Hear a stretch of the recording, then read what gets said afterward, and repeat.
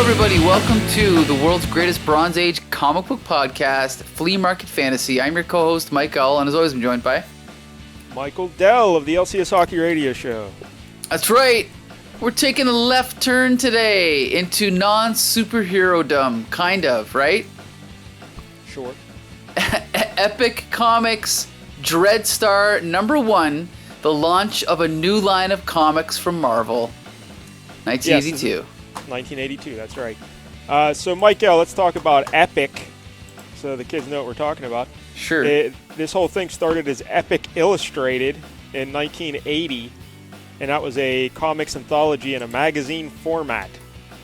It was not bound to the Comics Code Authority, so it allowed explicit content right up your alley, Mike L. Woo! And it also offered its creators ownership rights and royalties. Did you own any Epic Illustrated magazines? I don't think I've ever touched one, no. Yeah, I've never read any either. Mostly it featured heroic fiction and genre stories, mostly sci-fi and fantasy. Occasionally, Marvel heroes would show up in the pages of Epic Illustrated. Stan Lee and John Buscema did a Silver Surfer story. Well, that sounds interesting. But yeah, I'm going to check that out. Also, towards the end of the run, John Byrne and Terry Austin of X-Men fame, they did a 10-part story called the Last Galactus story. Right. But the magazine got canceled before the final part was published, so no one knew what happened. But Byrne later said that Galactus was going to die in the story, and then he's going to release all his power and create a new Big Bang event. And he would also transform his Herald Nova into the new Galactus of this new universe. So it's kind of like the new universe. A little bit, yeah. Now, this would have been right around the same time, because this would have been in 86. So, yeah. Nice. But now, why didn't they ever just go back and finish it in another format, you know? I don't know. I guess they just figured out what the fuck. No one's Okay. going to go read those other Epic Illustrated, so we're screwed now. Yeah. But yeah, that Epic Illustrated ran from 80 to 86, 34 issues total. So, yeah, not a That's pretty cool. thing. Yeah. But in 1982, just 2 years into the Epic Illustrated run, some guy named Jim Shooter had an idea. He said, hey, let's launch an Epic imprint, normal comic book, versions of creator-owned titles. And it also wouldn't be bound by the Comics Code Authority. And they'd have the same pay scale and what's the word I'm looking for? Structure. Sure. As the Epic Illustrated. And this Epic imprint ran from 82 until 1996. Whoa, I didn't know it went that long. Interesting. Yeah, how about that? And this book here we're reading today, Dreadstar, was the very first Epic book. Yep, launch the line. Can you? What are some other Epic titles? Can any? Because I can't think of any. I can think of one because I used to have it. Coyote by Steve Englehart. I sold that's it. Right. Yeah. Where Todd McFarlane got his start, right? Yes, that's right. First ever McFarlane, and I didn't have his first issue, but I had his second issue. Yeah, you think I would have took some notes on like other Epic books when I was doing this extensive research, but I really didn't. I didn't really care. Yeah, I can't. That's okay. Was Gru on Epic for a little bit? Good question. I should probably look that up, right? I think it was Epic. I think it was as well, yeah. Yeah, because it was one of the creator-owned deals. So, all right, well, we'll just move ahead. Dreadstar was published bi-monthly, and it ran for 26 issues at Epic. Then it was published at First Comics. Do you know what First Comics is? Yeah, competing indie company. I can't think of any of the comics they did offhand, but I definitely, owned a few and saw them floating around in comic stores for sure. All right, we should do some First Comics on this show sometime because I'd never heard of them. But Dreadstar went over to there, and it lasted until issue 64. That's when the series ended. Peter David actually took over writing the series with issue 41, and he went the rest of the way. And then Angel Medina took over the art. But yeah, we should mention Dreadstar. It's a Jim Starlin creation, right? Yes, and he's the writer and artist of the book we're reading here today. And then I think Dreadstar it bounced around for a while. I think they kept bringing it back. Like Starlin would bring it back every once in a while for like a little run here or there. And the character Dreadstar first appeared in Epic Illustrated issue 3, and then he was also in the Marvel graphic novel issue 3. Yes, right. How about that? And there's another character in here, because Dreadstar is the name of the main character, Is it Darth Dreadstar? What's his first name? Vanth Dreadstar. Yeah, I was confused. Yeah, I thought it was like something else, but it's Vanth. Yeah. Vanth Dreadstar. Well, there's another character in this book we're reading today called Syzygy Darklock. Right. Rolls off the tongue. Yes. That was my dog's name. Anyway, he first appeared in an Eclipse graphic novel called The Price, and that was published simultaneously with the Dreadstar graphic novel. And then Syzygy Darklock appeared in the Dreadstar graphic novel, like in the final in the pages there. And so that's pretty cool. The two characters from different companies got intertwined. Yes, I think it's very cool. Yep. Yeah. And then they went on to be in this year's series. Yep. So is there anything else you'd like to say about the Dreadstar? I mean, because this issue talks about the backstory of the character and everything, so we'll just get into it when we get into the issue. Yeah, I mean, no, the only thing I can say is I always remember thinking that this girl here, what's her name? Willow? Willow, that she always looked like she had the same outfit as Scarlet from G.I. Joe. That is true, yeah. Yeah. That's very, yeah. Because I was wondering, that looks familiar. That's right. It. Yep. Yeah. Good call there, Michael. Yeah, and then, I mean, sure, we'll talk about Jim Starlin later, but, I mean, I was a fan of Infinity Gauntlet and then Warlocks, so, you know, I always wanted to read this. Well, yeah, we did Jim Starlin before on the show when we did a Captain Marvel issue that he did where Captain Marvel fights Thanos. So this is my way of saying I didn't do any more research on Jim Starlin. So if you want to know about Jim Starlin, go back to that episode. There you go. You can listen to that. But yeah, he's famous for doing Captain Marvel, and he created Thanos and all that other shit. Right. So, space stuff, cosmic stuff. Yes. I'm a street level guy myself, Michael.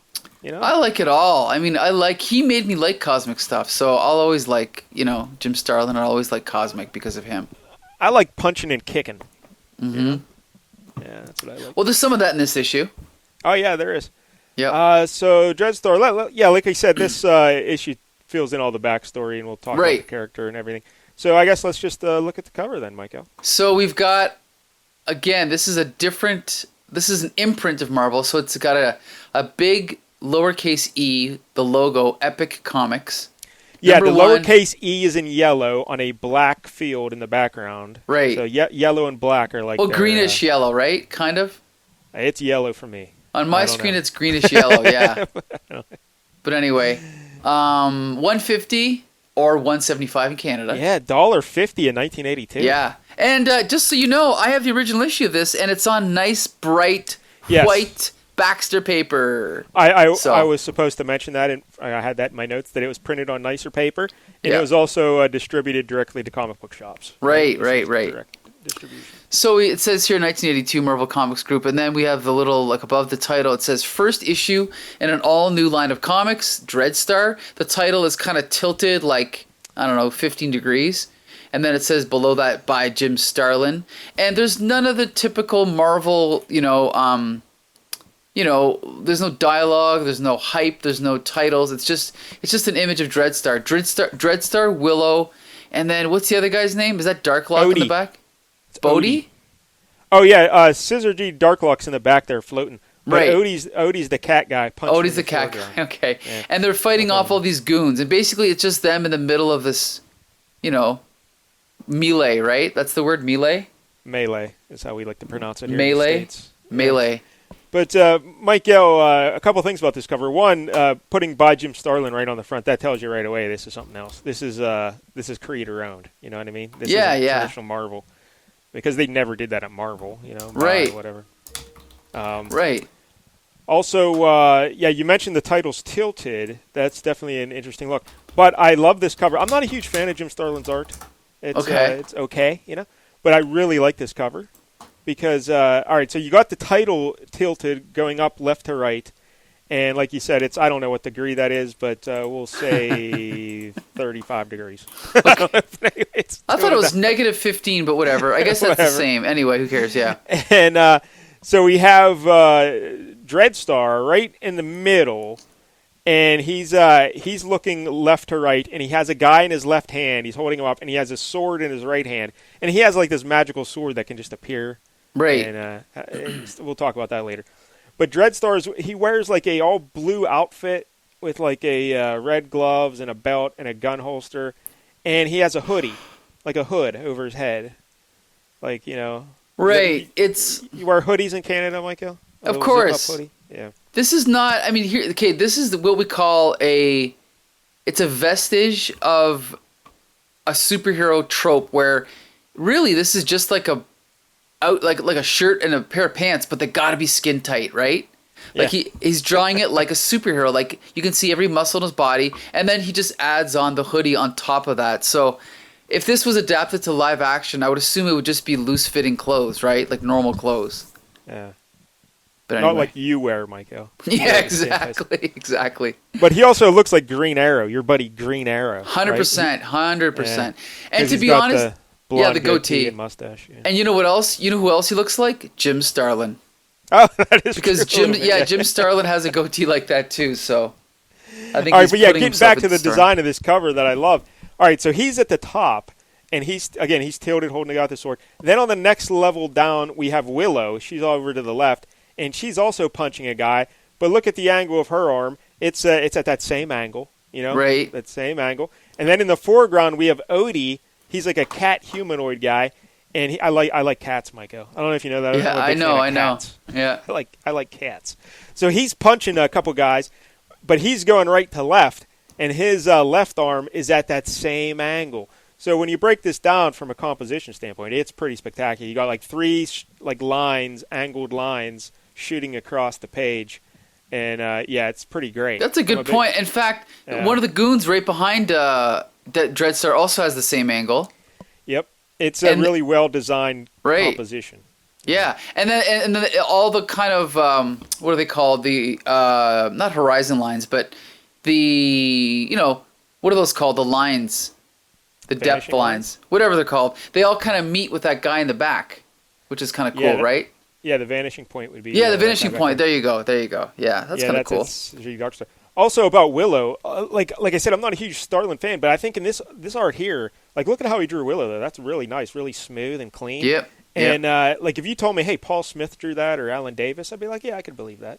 Like it's really, really clean there. I like also, as we go on, I think I've pointed this out before. I never realized until I was a little bit older how much Jim Starlin influenced George Perez. Like I really think George Perez just took this style to like the next level. But I'll even show you specific panels that I mean, but really like the way he draws anatomy, like the heavy blacks, like the composition, I think it's very influential on George Perez. I could see that now that you mention it, yeah. But big fan of that Willow there on the front cover. Yeah. So, all right, it's a good cover. I like the cover a lot. All right, so now we open up the book, and writer, artist, creator Jim Starlin, letterer Jim Novak. Do you know anything about Jim Novak? No, I've heard of him, but I don't know anything about him. Colorist Glennis Wine. That's Len Wine's wife, right? Right. And then the editors at Epic were Archie Goodwin, and Al Milgrom also did some editing at Epic. Right. I believe. Yeah. Yep. And associate editor Joe Duffy. She wrote Crystar. That's right. There you go. It all ties together. Oh yeah. Then consulting editors Jim Shooter and Al Milgrom, right there. Right. So we get a little note here from Jim Shooter, the truth about Dread Starlin. Mm-hmm. Did you? That's pretty clever. I skimmed through it. It was interesting. Yeah, just Shooter telling a story about his history of Jim Starlin and how he thought he was a jerk at first, but then they came to like each other. Right. It's good stuff. So, that's a pretty good little story. All right, now we open up the book, and the first page, The Quest, is the title of this by Jim Starlin. I must say I love this splash page. It's it's a cat man sitting on this futuristic looking chair with like these cool controls, and he's in front of like I guess it's like a window on a spaceship, right? And he's looking out at like a planet or a moon. And it's a great shot. The Quest by Jim Starlin. It just looks so, I don't know what the word is, but it looks incredible. It looks very grandiose. Like like it's but like as soon as you look at it, you know what you're in for. You know, there's a cat guy, and there's planets and space, so you know what you're getting in for right here. Dreadstar. Right, and we get some. Yeah, I should mention this cat guy. I'm a big fan of black cats. You know. Okay. But this guy, he's like an orange kind of cat. Right. You know? But I don't know. That's kind of weird because dogs. There's all kind of different breeds of dogs, but there's cats. There's it's a cat. You know, I don't. That's a just good cat. point. Most people don't know cat breeds. That's a very good point. Interesting. Yeah, because black cat isn't a breed, but that's the kind of cats I like. But this is orange cat, so I don't know. Orange All right, tabby, maybe. Yeah. And he's wearing like a little blue outfit with like gold arm things. Yeah, on it's his wrists. cool. Yeah, and boots. He's wearing boots. Very cool. I mean, we'll talk about this later, but I could totally have seen this as like a cartoon or a TV show in the 80s, you know? Be perfect. It's ripe for adaptation. Yeah, and I think I'm pretty sure his name is Oedi, Oedi. Oedi, I guess is how you would say it. Right. Not like Garfield and his pal Oedi. Different Oedi, yep. Yeah, different kind of Oedi. But, so he's basically narrating. Now, unfortunately, this is kind of strike one against this book. Because Well, yes. 1, 2, 3, 4, 5, 6, 7, 8, 9, 10? How many pages? Like 10 or 11 pages just of recap. Yeah, just exposition. Because they want to catch you up, because everything that happened that they're recapping happened in the graphic novel and also in the Epic Illustrated stuff. So they're trying to fill you in on all the backstory. And the way they decided to do it was just have Oedi talking directly to the reader. Yeah. I mean, so basically he explains that they're part of this war that's been going on for, what is it, 200 years? 200-year-old war. Oh, it's only And 200? I thought it was even longer than that. I think so, yeah. And that all the people that started it are dead. There's a monarchy ruled by King Gregzor. I love those names. And maintained by the royal Dilogo family and its highly skilled and well-paid army. And then there's the Lord High Papal, which is like the Pope. Now sits in the throne of the power of the Instrumentality, which is like a mystical religious order. The Instrumentality. Yeah, and he's like an alien guy. The other person, their what's the word we're looking for? Her dynasty or whatever. That's just like a humanoid-looking fella. But this other guy's like an alien with like no nose, and he's all white. White skin, yeah. Pure white. And then it just says at the bottom that these two are there's two galactic superpowers, and there's a war raging across dozens of planets, and millions have been killed, right? Yeah, but this Oedi fella, he's an outlaw because well, we'll get into him in a minute. But basically, they're caught, Dreadstar and his crew are kind of caught in between these two warring factions. They're trying to bring peace to this. They're trying to end this war, basically. Right. Yeah.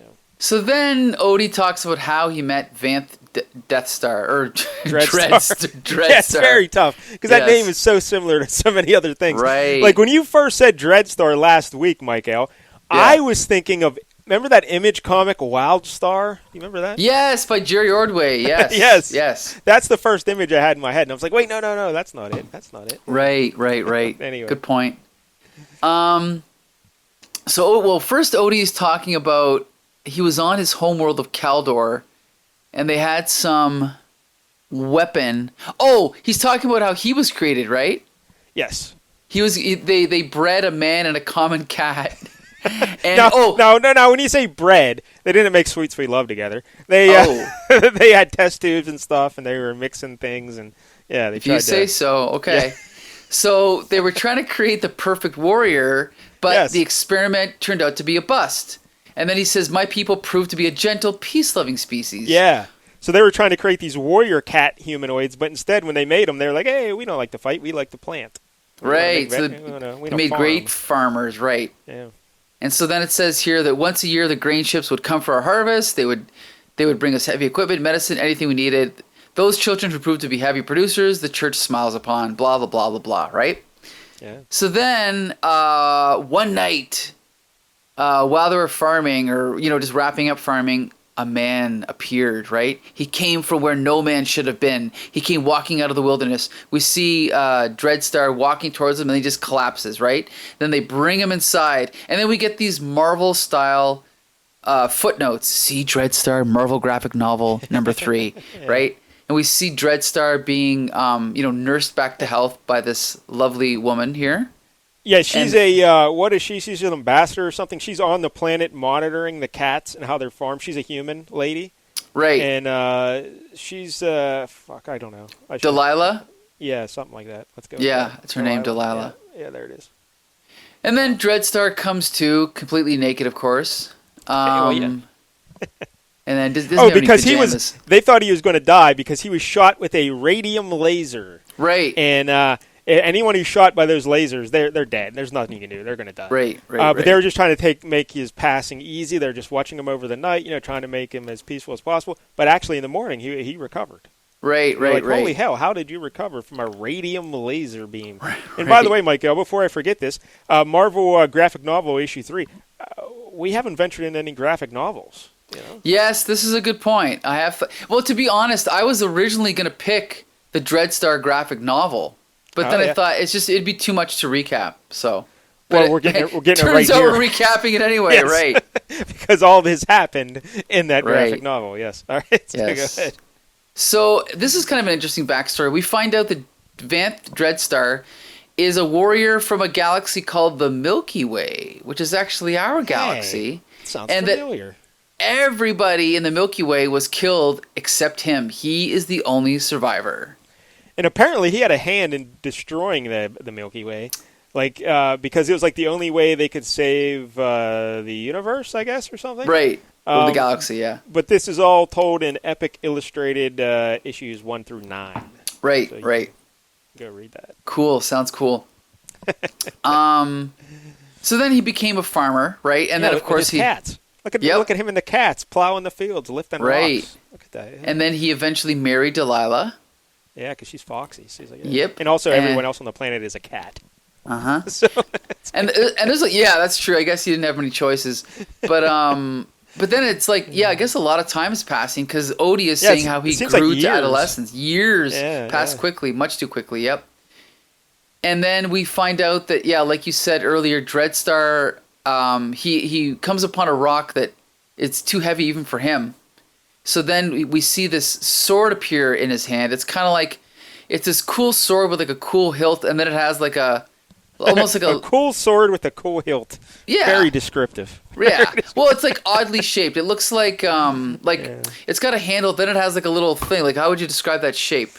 It's an unevenly shaped, it almost looks like the bat symbol, but just the wings. Yeah. That's what I was going to say, like a bat symbol, except the right side of the bat symbol is normal sized and the left side is shrunken. Right.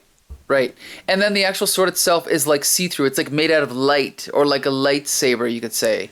Right? Yeah, so he just puts little dotted lines to give you the impression of where the blade would be. Yeah. Right, and then he uses it to shadow the rock. Right, he's just kind of. It just illustrates, how that thing works, and then we see that Oedi is watching him. Right. Yeah. Then so it shows how powerful. Right. And so then life marches on. Blah blah blah, and then we see. Oh, look at this, and then we see. Then a meteor comes. Basically, there's a falling star, and it's the meteor turned out to be a spaceship piloted by a peculiar human named... What's his name again? Syzygy Darklock? Syzygy Darklock. And then it says, see the price, Eclipse Enterprises. So that's that other comic, right? Yeah, graphic novel, yeah. Right, Syzygy Darklock. So Syzygy shows up, and he is an alien who kind of looks like... I don't remember if they explained that he was damaged. He's like his cybernetics. He's half rabbit, half alien. But I would say if you're looking at his face, he's kind of like the Red Skull, but orange, and he has pointy ears. And then half his face is just like skull teeth, and the other half is like lips. And then he has a cybernetic eye, kind of like Deathlock, maybe? Something, yeah. Yeah. And then Oedi describes how they became good friends, right? Yeah. Well, but this Darklock guy, he's kind of trying to recruit Dreadstar. He says, hey, we need you to end this war, Right. You're a powerful fella. And Dreadstar's like, I'm just a farmer. Leave me alone, me and my cat buddies. I don't want to do that anymore. But he keeps trying to recruit him. And then one night, Dreadstar goes away and gets drunk. And wait, is that what happens? Wait, no. Well, they ask Dreadstar if he'll join the fight or the war, and he gets really angry and he's like, "I'll never, help you. I'll never be a warrior again. I'm a farmer." And then he storms out of the camp, swearing never to return. But a couple weeks later, he showed up with a bottle of wine. Yes, that's. And I knew there was wine involved. yeah. And then like everything was fine for a while, and then all of a sudden the Monarchy starships came and started shooting the crap out of everything, right? And they ended up killing everybody except Oedi, Dreadstar, and Darklock, right? So I guess I forgot. I guess Delilah died too, eh?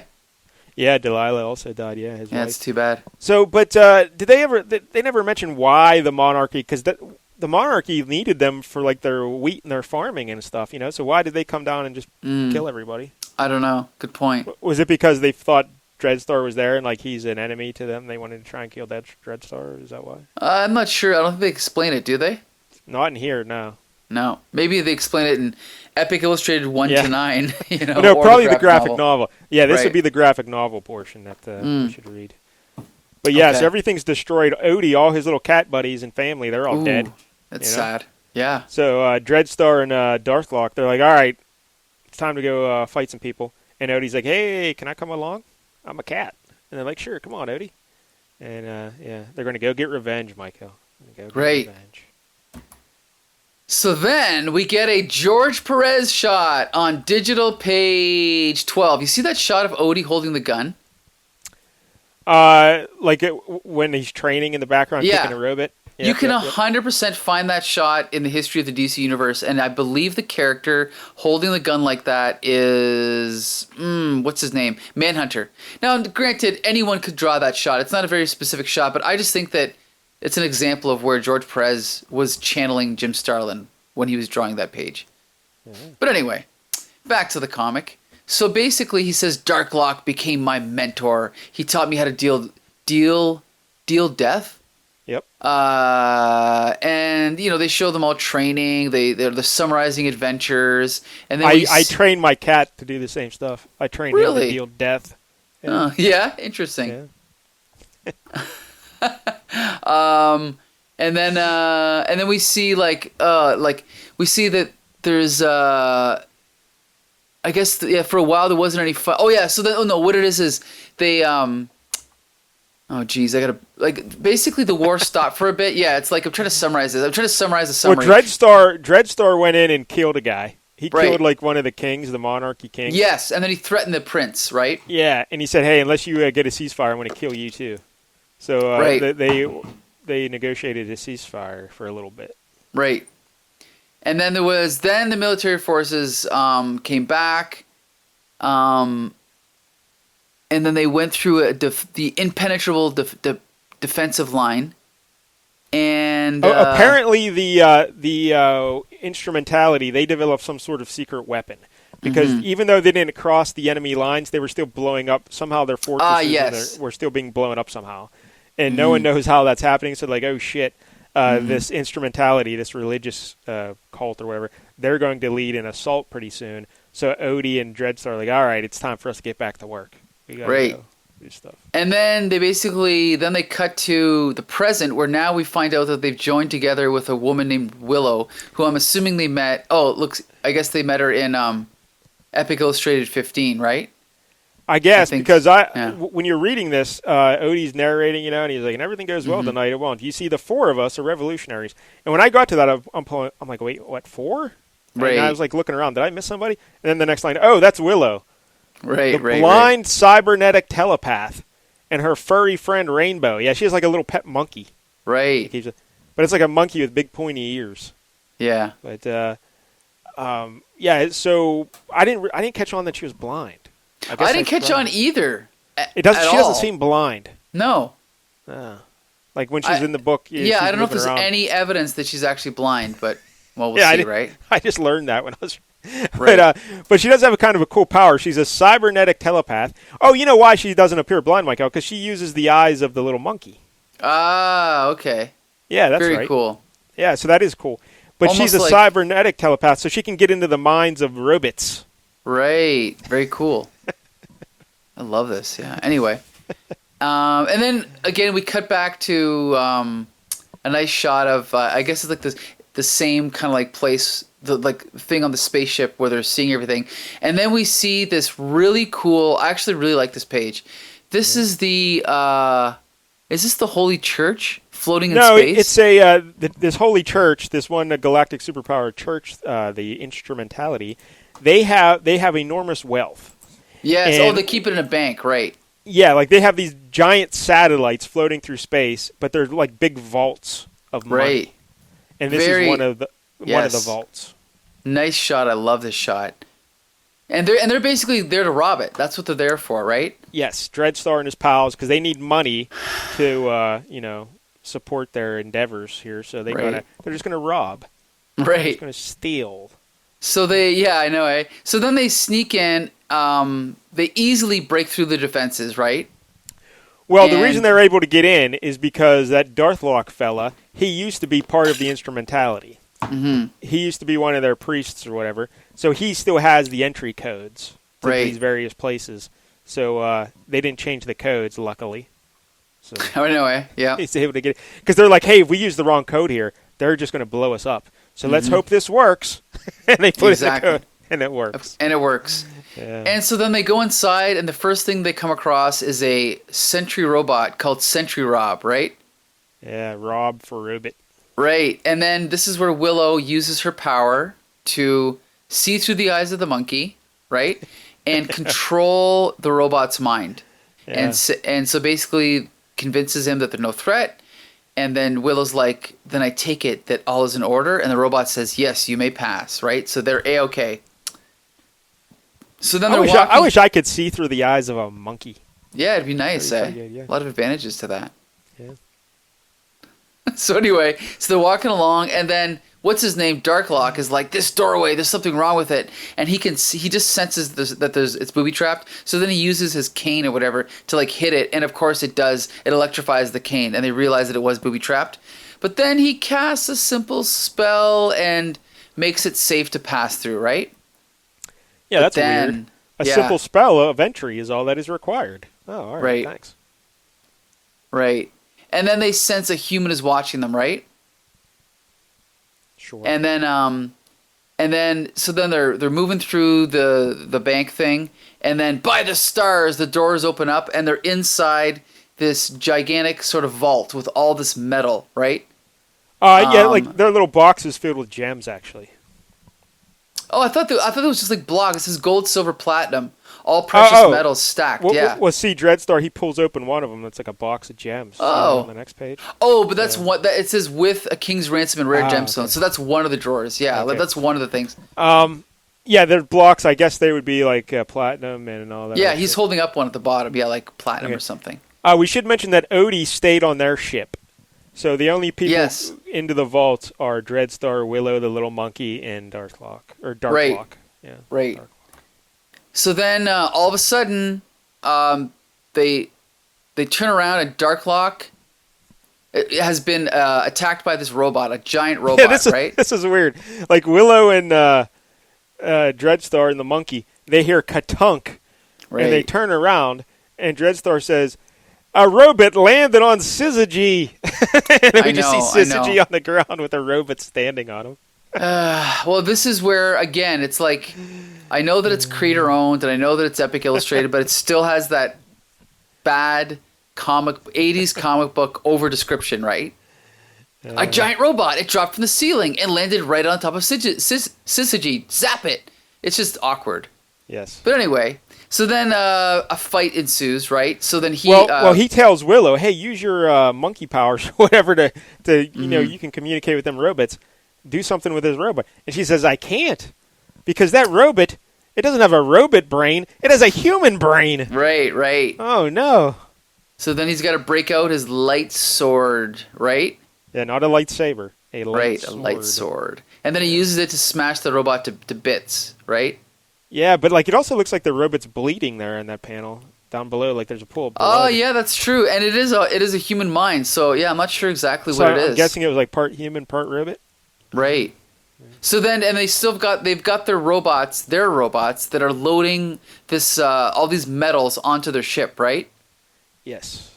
So, what's his name? Dreadstar's like, okay, Oedi, I'm sending Darklock back to you, and then he says it's going to take an hour to load, right?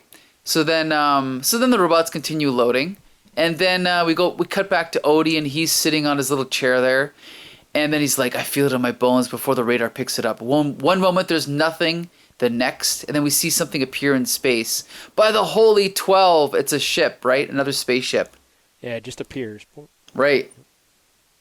And then see, I love these little references to things like so then Dreadstar says to Willow, do you have an emergency jump mask for yourself and suit for the monk? And she says, yes. I love those little sci-fi things. Yeah, of course. Of course I have one of those in this skin-tight outfit that shows off my hips and boobs. Of course I have one of those. Yes. And then all of a sudden these robots just appear on the ship, right? Next to Oedi. And they try to take over the ship. This vessel is now under the strict command of the Holy Church of the Instrumentality, right? Yeah. And so the rest of our heroes start running back to help out Oedi, and they run into some other robots, right? Which they're fighting along the way. And then we get some narration of the fight, which, by the way, this trick, Rob Liefeld copied this for all of his comics. As usual, Vanth takes charge of most of the mayhem, but he still needs someone to protect his tail, so Willow acts as a rear guard. She does it with mind blasts and devastatingly precise laser fire. And they're just kicking ass and taking names, right? Wait, so what's the trick that Rob Liefeld... Well, Rob Liefeld, he'll just have his heroes barrel through a bunch of bad guys and casually reference how easy it is to defeat them all. And there's never any challenges. There's never any obstacles. It's just ass kicking, you know? Yeah, I've never really read a lot of Rob Liefeld. Oh, I have. Youngblood, Bloodstone, all that stuff. Yeah. Wait, Bloodstone, what else? I can't remember the rest. Deathblow, all that shit. So anyway, so they're making their way through, and then, Vance Astro puts his arm around Vance Willow. Astro? What book are we reading? Wait. Sorry, Vanth Dreadstar. And by the way, when I read Vanth the first time, I thought it was Vance. Yeah. And I was like, wait a minute. But anyway, it's Vanth Dreadstar. Yeah, it's a simple name, really, Dreadstar, but for some reason, it's very tough to remember. Well, Vanth throws it off. Vanth Dreadstar. It's hard. It's like even Darkhold or whatever his name is. I keep wanting to say Darthole, or I don't know. I know. Weird. It's awkward. Okay, so then they're being blocked on the stairs, and Dreadstar is like, all right, then we won't use the stairs. And she's like, what? And then, oh, sorry, I'm getting all kinds of ads pop up. And then all of a sudden, he smashes the stairs, and then they just fall, and then they land on the ground, right? I guess that was his trick, and which also knocked over all the bad guys. And so but she's like, in the future, would you mind giving me a little warning before you pull a stunt like that? Right. She's a little upset there. Little quips there, right. Yeah. And then they run into some more bad guys. Hold on a sec here. And Dreadstar gets shot right through the shoulder. And then it's a pretty brutal shot. And then Willow is like, again, this is why we didn't know she was blind, because she's beating the crap out of all these bad guys, these robots, everything, right? Yeah, like Daredevil. Right. And then I should have just used the original comic because I've got it here, but I'm not even looking at it. And then so they've got all these so this is what they put on. I guess these are the jump masks, right? Yeah, so they put a little one on the monkey. Yeah, isn't that cool? They're basically just like a plastic bag with a little breathing thing on the front, right? Yeah, well, I like that they had one just for the monkey. Yeah. So then they're stuck in this room. They've hit a dead end, and so Dreadstar's like, well, if you need an airlock, you just make your own. And then he uses his sword to create a hole in the wall of the spaceship. They get pushed out into space. And they're floating around in space. And then he uses his sword to... What does he do here? Well, it's that other big enemy ship that showed up. Oh, right. They go underneath the bottom up there, and he spikes it there with his sword to blow it up. Yeah. Right, and then they kind of use the energy of the sword. He uses it to kind of fly back to their own ship, right? Yeah. And then they come inside and they find that Darklock has melted all these robots into slag, and we know that because he says it. Right? We'll just sneak up to the bridge and find 2 robots melted into slag. What happened? And then Darklock explains, that he's like, Baldy woke up and didn't care for our captor's attitude. So they defeated their captors, right? Yeah, because Darklock there, remember, he got knocked out by that robot, so they took him back to the ship, and then he woke up and beat up the other guys. Yeah. And then so basically they're like, well, all's well that ends well because we're rich now, right? We've got our gold and platinum and gemstones or whatever else we've got, right? Yeah. Yep. So we should be good now, right? But then we cut over. Oh, no, wait, but first, wait. So then they're talking about, what are they talking about here? Oh, yeah, they're talking about how if worst comes to worst, they're going to start Plan M, right? They're like, well, Plan M won't be easy to pull off. And they're talking about how there's a death warrant out for them, right? They're just setting up the next adventure. It's fun, right? Sure. But then we cut over to, what's this guy's name again? Oh, the Lord High Papal. Yeah, he's the leader of the instrumentality, the right. religious. And he gets informed by a robot that the rebels made their escape, right? So then he decides to contact his masters, and he goes to this like glowing ball, and he's like, I petition your presence, advice, and a boon. And then we see like this kind of like, I don't know. Hey, you know who this guy? Yeah, he contacts this big like demon overlord or whatever. Right. But he looks like that. Who is that guy in the Masters of the Universe book we read? Not Skeletor. No, the other guy. Oh, the other guy. Yeah, Hordak. I know who you mean. Hordak. Oh, Hordak. Yeah, I could see that. Kind of looks like Hordak. Yeah. And then he's like, why do you disturb us? So basically he tells them what happened. And then the master bad guy is like, you must seek out and destroy these rebels. And then the Pope guy is like, well, their power dwarfs my own. So, and then the master's like, is that your only trouble? Very well, we shall rectify your situation. Now you'll have all the power you'll ever need. And they basically zap him and give him more power. And then they're like, you know what to do with it? And he goes, yes, masters. Consider Darklock and Dreadstar as good as dead. And that is the end. Yeah. Dreadstar. Yeah. So can I just say that I, over the years, have accumulated approximately 20 to 30 issues of this series. Okay. And didn't read any of them until number 1, which was last night. So you haven't gone back and read any more? No, I mean, I've read maybe a few scattered issues here and there, but once again, this is one of those ones where if I would have read this when I was a kid, I probably would have ate it up.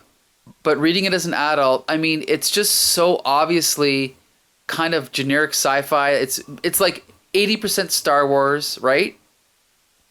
Sure. 10% maybe other stuff, but not much. I mean, and then just the fact that, oh, we've got to get into the ship. How are we going to get in? Oh, we'll just punch in this code. And then, oh, now we got to fight robots. And then the ending was actually the final nail in the coffin when the bad guy number 2 is like, oh, I don't have enough power. Pfft, that's easy. We'll just give you more power. And so I think everything happens too conveniently, too easy. I like the mood created by the art, and I think it's got a cool vibe. But I really don't think the story's great. What do you think? How do you feel about the premise of Dreadstar? The two warring factions and Dreadstar's in the middle, trying to bring peace. Yeah, I like it. Like, I don't know. It's like borderline. Like, I was so on the fence yesterday. I'm like, okay, am I going to keep reading this series or am I just going to sell them all? It's borderline. Like, I don't hate this. I definitely don't hate it. It's more just that it could be so easily be so much better, I think. But it is a good premise, though. That's why I said it'd be a great TV show, or a movie or something. I don't mind the premise. I don't know. I'm not a huge fan of Dreadstar, the guy. Mm-hmm. Like, I don't know. There's nothing there that makes him seem cool to me. I don't know. I liked, Willow. She's foxy and she has a monkey, so that's that's enough. That's enough for me. I like the cat guy because he's a cat, so that's pretty cool. Darklock has a nice look to him, or whatever the fuck's his name, Darkhold. Yeah. Darklock. Right. Yeah, he has a nice look to him, so he's pretty cool. The overall premise I kind of like, but yeah, the writing here is not the best. Mm-hmm. And like I mentioned earlier, how when they first get to that big vault, they're like, oh, well, I got the passcode. If I put in the wrong passcode, they're going to blow us up. Let's hope it works. Oh, right. It worked. It worked. All right, I know. So then later on, at the end there, when Willow and the monk and Dreadstar are flying through space there, and they're trying to attack that other spaceship, he's like, I think if I can gut them here in their underbelly, I will be able to disable the ship. Or it could blow up and kill us all. Let's hope this works. So they stabbed it. They did it again, like two things twice in the same book. They did. Let's hope this works twice. It's like, all right. Good point.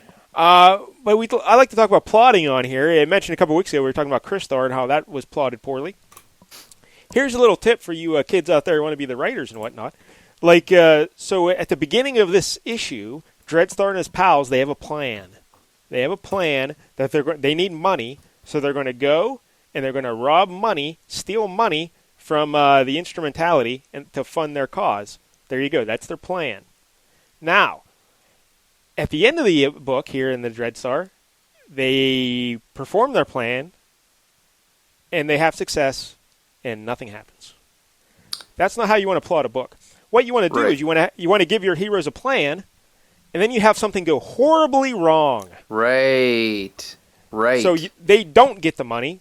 Maybe that little monkey gets kidnapped or something. So now they got to go get that little monkey back, and Willow can't see now because the monkey's gone. You want to have bad things happen, and then that's how you plot because this happened. Now this has to happen. That's plotting, cause and effect.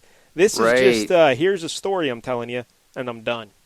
So that's exactly it. They should have failed to get the money and then have extra problems. Instead, it's like, hey, we got all the money. Mm-hmm. And this is just the way because Starlin didn't want to worry about how he's going to explain how they have money. So he's like, well, I need to solve this right. Oh, you know what? I'll just have them steal a bunch of money in issue 1. Then we won't have to worry about it. So they can just do whatever they want. Well, and that's the thing is, I mean, even if they would have got the money, but something unexpected had to happen. Like you said, like what if they got the money, but Willow got kidnapped? Then it's kind of like a win-lose type thing, you know? Yeah, something has to go wrong. Right. Something has to go wrong. Or even like when they break in at the beginning, they think that they've gotten through successfully, but they've actually activated some kind of alarm or I don't know what, something. But they kind of did that. But because those other robots showed up. Yeah, that's true. But it's just you need something big to happen wrong, not just little things. Right.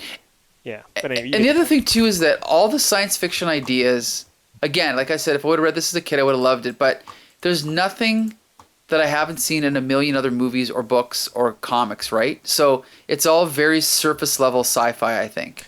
In fairness, this was in 1982, so that's 40 years ago.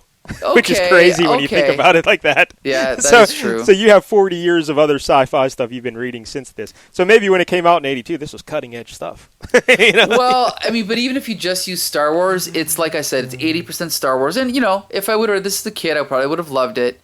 But I just think that it's a little bit too generic for me to want to continue reading. Now, granted, it's still better than most of the Marvel and DC comics we've reviewed, so it's not bad. It's just that I guess I expected more because Jim Starlin is one of the better writers for sure. Like, I love his Warlock, I love his Batman, you know? Yeah, this writing's not good here. And you figure this is creator-owned, so he'd put a little bit of extra effort into it, but I don't know. It doesn't seem like he did. Nah. So, anything else about Dreadstar? Will you be reading any more Dreadstar? Oh, borderline, but I don't think so. Yeah. I do like the art, though. I actually like the art enough that I might continue, but I probably won't. Yeah, like I said, I'm not a huge fan of Starlin's work, but I like this cover here, and the interiors weren't bad either. They're fine. You know? Not necessarily my style, but it's fine. Right. So, yeah, I can't go higher than a 5. Middle of the road. It's just middle of the road. See, okay, I was going to... Okay, it gets knocked 2 points, so I was going to give it an 8, but I'm knocking it down. Hey, just wait. I was going to give it an 8, but the plotting brings it down to a 7. But the fact that 14 pages are spent on recap, it makes it a 6. So I'll give it a 6. Yeah, that was... I mean, it's tough. You're starting a new series. You want to make sure everyone's on the same page, but you could have just said, hey, that first page, a little editor note, hey, go back and read Marvel. Right. Graphic novel issue 3. That's the thing. And now just if you take this issue, go to page whatever it is, 14 or 13, whatever they introduce all the characters like in a team, just start the story right there. You figure out the rest as you go along, right? Yeah, that's how I would have done it. Yeah, anyway. A lot of backstory. Because what if you're coming to this and you've read those Marvel graphic novels? Right. Like you probably, if you're buying Dreadstar issue 1, you probably did read it, you know? Right. So you're basically getting cheated of 10 pages. So, uh-huh. Yeah, it's fine, but it's nothing I'd want to read any more of. So I like the monkey, I like the cat, I like Willow, but that's about it. So right. All right, Michael. Well, there you go. That's all right. Next, so what do you got? Hey, well, we should mention we're getting close to, I think, I like to call our episodes issues. Issue Okay. 150. Yes, Right? we are. So I think this issue here is 148, right? This is 148. Next week is 149. 149 and then 150. And I think you have our buddy Tuffy, I think, is going to come on for issue 150. And we're going to give out some awards for the books we've read the past year. Isn't Yes, that's right. that right? All right. Well, you're going to give out awards, and I'm going to give out lists. Yeah, I give out. Well, I don't give them out, Michael. You remember the Academy gives them out. Oh, I'm a conduit. Yes. Like Yes. a group of smart people come up with the nominees and the winners. I just report what they do. Yes, you do. So we have that coming up in 2 weeks, and I believe you're supposed to pick a Superman comic book for that. That's already been chosen. That's correct. Yes. So, and hopefully everybody Tuffy will be joining us. But for next week, issue 149 of Flea Market Fantasy, I'm going to go to a comic book that I had never heard of. It came out in 1986 from Marvel Comics. And when I was reading up on it, I'm like, this sounds pretty damn interesting. But I had never heard of it. It's called Strike Force Morituri. Oh, yes. Of course. Force Morituri. You've heard of this? Of course. Yes. Wow. Many times. Now, the premise here, we're just going to go with issue 1. I know I hate picking issue 1s, and we just did one here at Dreadstar, but I don't care. This is the concept of this book needs to be established, I think. But basically, there's an alien invasion, and they found out how to give people superpowers. But the catch is, they give you the superpowers so you can fight the aliens. But after 1 year, you will die. So, Interesting. Never read this. Morituri is a Latin term. Basically means those who are about to die. Is basically what it means. Okay. Yeah, it's a little highfalutin title. We'll talk about it next week. But I can't remember the writer. Is it Gillis? Does that sound Peter right? Gillis. Yes, I know him. What else did he write? I'm not sure, but I've heard of him. And the artist is Brent Anderson. Yes. He did the X-Men graphic novel God Loves Man Kills. Yes, he did. Yes. Protege of Neil Adams. And I should also point out that some of the art in number 1 is done by Will Portasio, of Image Comics fame. He did some of it? You mean the inking, or he did? Yeah, no, it's because I'm looking at the splash page. It says art on pages 5, 6, and 10 by Will Portasio. Yeah. Oh, okay. I didn't know that. Yeah. So 1986. Yeah, looking forward to it. When this came out, were you? Because it lasted a couple of years. I think I never heard of this. This is definitely one that I heard, around. Like I saw ads. I never owned an issue, but I definitely knew it existed for sure. Man, that is crazy. Because that was right in my wheelhouse. 86. Yeah. That's when I was buying a ton of comic books, and I never fucking heard of it. But all right. Uh huh. Strike Force Morituri. Number 1. Woo! All right, so be sure to join us next week and every week after that for more Bronze Age comic book reviews. You can find every episode of Flea Market Fantasy at www.comicbooksyndicate.com. 1 week I pick, 1 week Mike Dell picks, and it's always a good time. So until next Tuesday, disperse!